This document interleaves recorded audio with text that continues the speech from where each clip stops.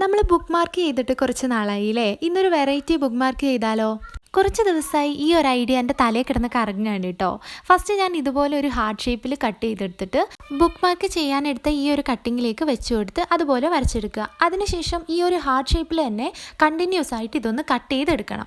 ഈ ഹാർട്ട്സ് തമ്മിൽ കണക്റ്റഡ് ആയിരിക്കണം കേട്ടോ, അത് കട്ട് ചെയ്ത് മാറ്റാൻ പാടില്ല. ഇത് ഇങ്ങനെയായിരിക്കും കിട്ടുക.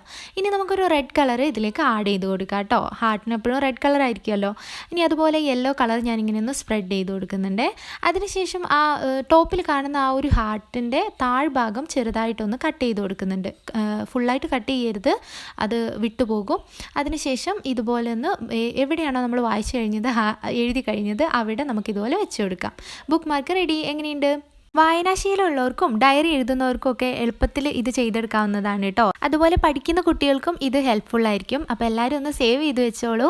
ഇങ്ങനെയുള്ള കുട്ടി കുട്ടി വീഡിയോസ് നിങ്ങൾക്ക് ഇഷ്ടമാണെങ്കിൽ എൻ്റെ പേജ് ഒന്ന് സബ്സ്ക്രൈബ് ചെയ്ത് സപ്പോർട്ട് ചെയ്യണേ. അതുപോലെ വീഡിയോ ഇഷ്ടമായാൽ ലൈക്ക് ചെയ്യാനും മറക്കരുത് കേട്ടോ.